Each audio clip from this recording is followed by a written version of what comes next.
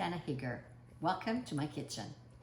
Today I'd like to share a recipe with you that I make almost every year around this holiday season. And these are biscotti. Today I'll be making them with hazelnuts. So this recipe in Italian is called biscotti con nocciole.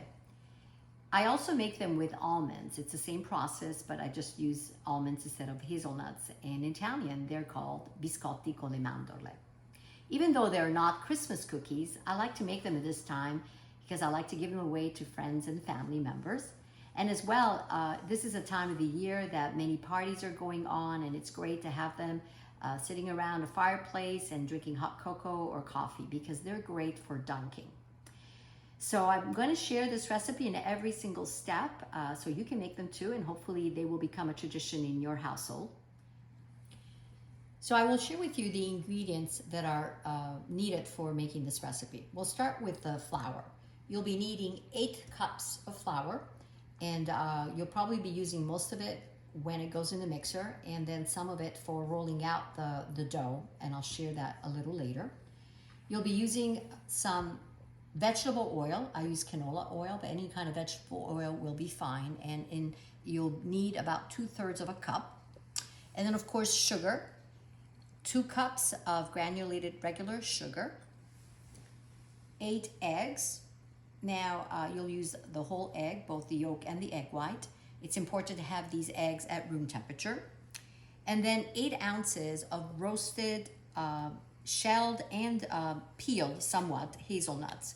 You can buy hazelnuts in their shell, and you can take them out of the shell, which will take some time, or you can find them also shelled, but it's important to roast them just slightly because one, they will have a better flavor when they're slightly roasted, and as well as you roast them and they cool off, you're able to take some of the peel that's around them. As you can see, some still have quite a bit of it, some have completely been removed. I just rub it and get rid of it because if you leave too much of it on for this recipe, it'll make the cookie a little bitter. So I like to try to take as much off as possible. Then you'll also use some vanilla extract, a liquid vanilla extract, about 1 teaspoon. And then baking powder in here, there are about 4 teaspoons of baking powder. So these are the main ingredients. Again, flour, vegetable oil, sugar, eggs, hazelnuts, vanilla extract, and baking powder. Before we mix all the ingredients, we have to cut the hazelnuts in various sizes.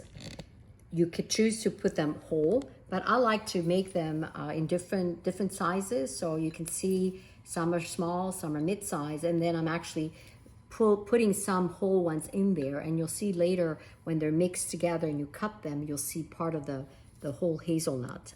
It just looks nicer, and the flavor I think is a little bit stronger when you cut them up like this. I'm using this tool here to chop them. And depending how long I do this, they'll get smaller, of course. If you don't have one of these tools, you can use just a regular knife and a cutting board and just chop them up.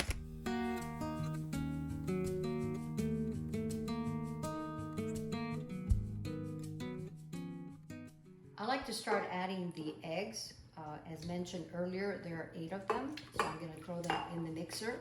And I'm going to just put it on slow or low speed. And then I will add the sugar. I'm adding the vanilla extract. And I'm going to start adding the flour, which is the largest amount of the ingredients, so a little bit at a time.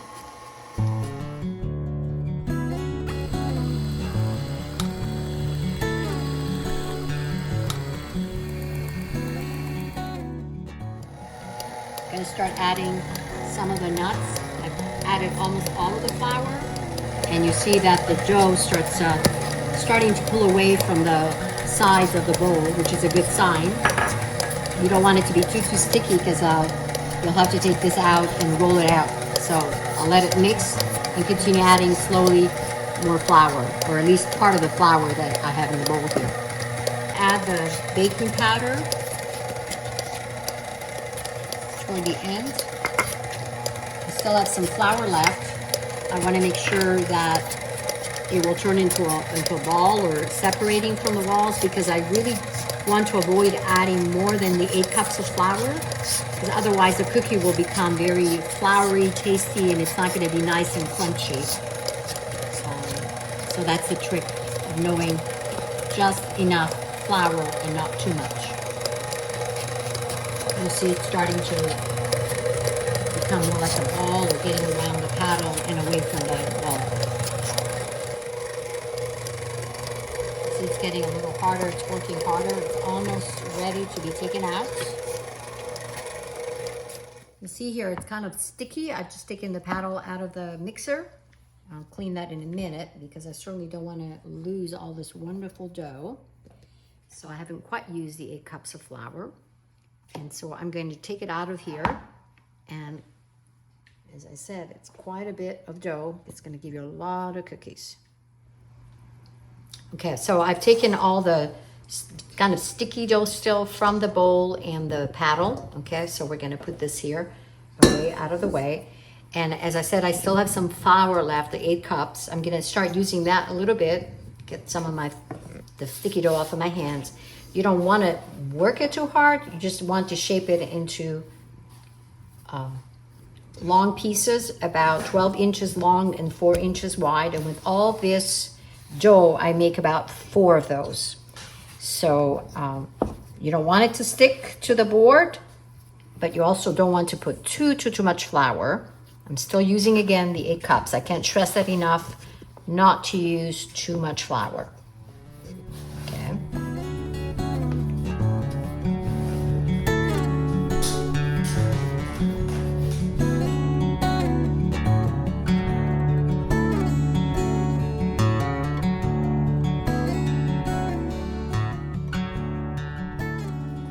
And whether it's a wooden board or on the counter, again, just to get some of that, and I'm going to just flour it again. Hopefully it will start taking shape.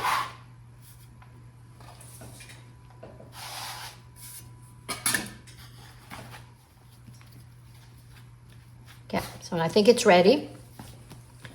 It's not sticking to my hands anymore. It's wonderful, it's soft, it's light. I'm going to cut it in half so it makes it easier for me to shape it.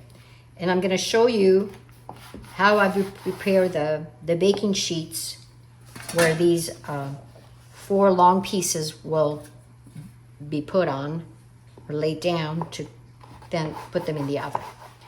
While I've been showing you the steps, I turned on the oven. I preheated it to about 350 degrees. And so the first step will be at that temperature. And then when I mention later the second step for baking, because these will be baked twice, you will lower the temperature. So I will mention that later. Okay, so I divided the dough into 4 pieces, and these rolls are going to be about 12 inches long. If you can measure it, you can take a ruler for the first time, you can eyeball it. It doesn't have to be perfect, but you want them to be this size, because you're going to, after they cook the first time, you're going to cut them sideways, and so you don't want them to be too long. So about 12 inches.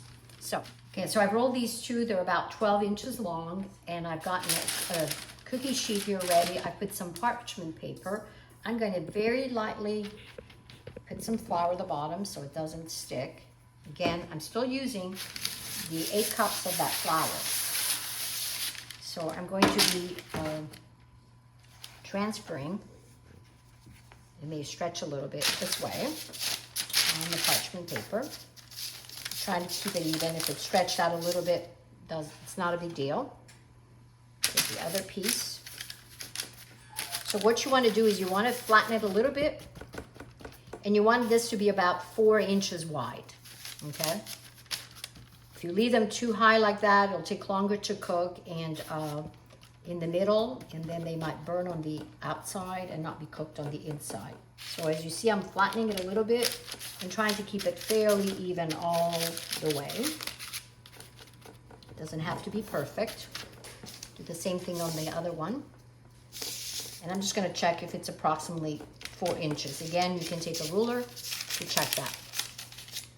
Okay, now I'm finishing flattening it out. As you see, give or take 4 inches in width. It doesn't have to be precise, but try to be as evenly as you can with each of these logs that you created, sort of logs that now you're flattening out. Okay, it does not have to be perfect, because when you cut them sideways, some of the imperfections will not matter. Okay, so we'll do the other 2, and then I'll be back and show you when we'll put them in the oven.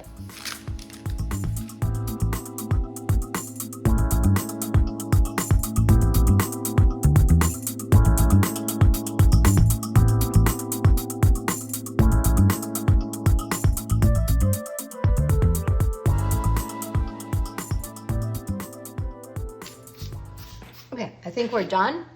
So now I have 2 baking sheets, the 4 logs that have been flattened out, and they will go in the oven at 350 Fahrenheit for about 25 minutes. What's important, because different ovens vary in terms of the heat, 350 may not be the same for all ovens. It will be the color of these logs and the consistency to see how if they're ready to be taken out and to be cut and then cooked again, baked again. Okay, so follow me. I will take them and put them in the oven, and then I'll be back to let you see what they're supposed to look like when they're ready to be taken out for the first time out of the oven.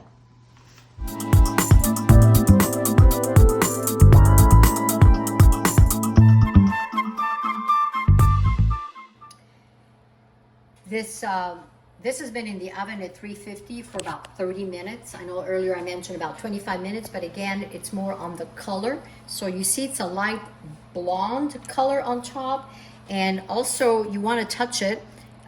It's not soft. And I also checked the bottom. You can see that it's a nice, again, lightly golden color. It's still very hot. It just came out of the oven. And we'll be using this knife to cut it into pieces, and then this will have to bake again, but we need to have to wait for this to cool before I cut into it. So we'll cool it. We're waiting for the other cookie sheet. There are the other 2 logs. As you recall, there were total 4. They're almost ready, so we'll have to wait to cool off, and join me for the next step. So they've cooled off somewhat. They're still lukewarm to the touch, but you don't want them to be hot before you start cutting them. I just want to show you the colors. You can see both of them are lightly blonde in the bottom as well. They still have some of that flour. You can try to remove some of it before you cut it. And so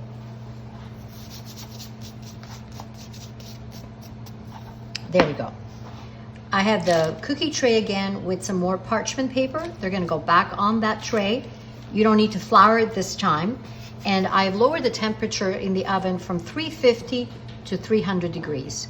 So I'll get a knife and I will show you how I'm going to cut them sideways and lay them on the cookie tray. So you want to cut them at an angle. So I'm going to start right here at the corner. I mean, you could start at this corner and you just go this way, depending if you're right-handed or left-handed, doesn't really matter. The width of the cookie is really up to you, how big you want them. I find that if I make them too wide, they will be too thick, and then as you bake them the second time, they're going to get harder and they're not going to be as nicely, neatly cooked. So I'm going to show you, so the first cookie, and I want to show you, I'm going to lift this so you can see how it looks. So you'll see all the pieces of the hazelnut that we chopped. And now I'm going to go about maybe, I'd say that's about 1/2 inch. You want to have a knife that's sharp, because you're going to go right through. Okay, and as I cut them, I'm going to lay them this way, face up. I mean, I could cook this one. I usually like to leave the end, and I'll munch on that, because it is already partially cooked, as you can tell. So as you'll see, as I cut them, because of the width, these are going to be much longer, but that's fine. So again, you want to try to make a very clean, sharp cut so they don't break. As you can see, they're already beautifully already cooked, but they're still partially cooked. So you're trying to dry them out a little more so that you don't get any raw dough in the middle. So I'm going to continue cutting them. and I will be back and show you the finished product. So I've cut the first log and I laid them all flat on this cookie sheet.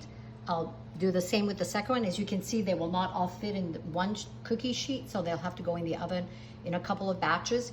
You're gonna put them in the oven at 300 and leave them there for about 10 minutes, then turn them over again. It's really up to you how dark you want these cookies. I like them a little more just golden brown, not too dark, because if they overcook, then they'll get really, really hard. But I'll show you how they'll come out once they're finished with the second bake.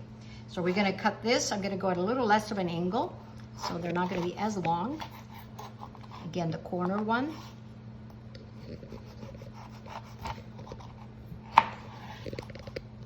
Trying the same size in terms of width as much as possible without making them crack in the middle.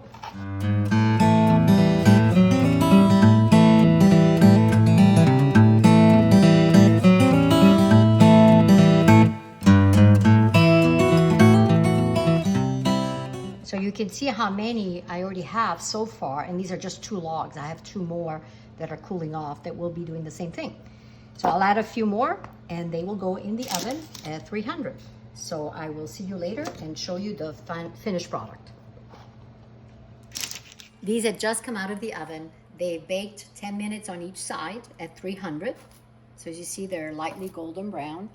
They're still warm, so they'll cool off. And then we'll put them in a nice sealed cookie jar so they can last a long time and not, of course they're already dry, but they will not become stale, and you can keep them for weeks and weeks. If you have enough willpower not to eat them all by the time New Year's comes along. Well, we've reached the end.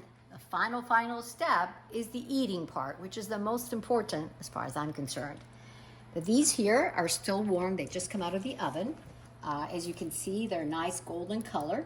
They baked 10 minutes on each side. So after 10 minutes, I took them out, I turned them over and cooked them and baked them for another 10 minutes, always at 300.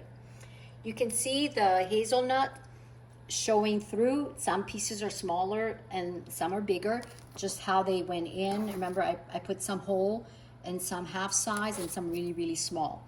So as you can see, like right there, when I cut it, it shows you a bigger piece of the hazelnut.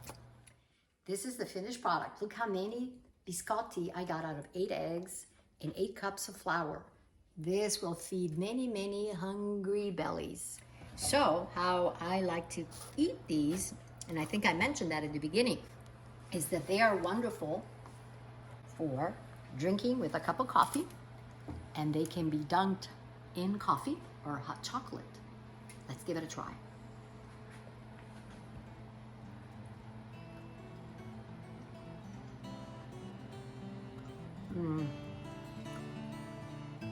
Squisitissimo. È delizioso.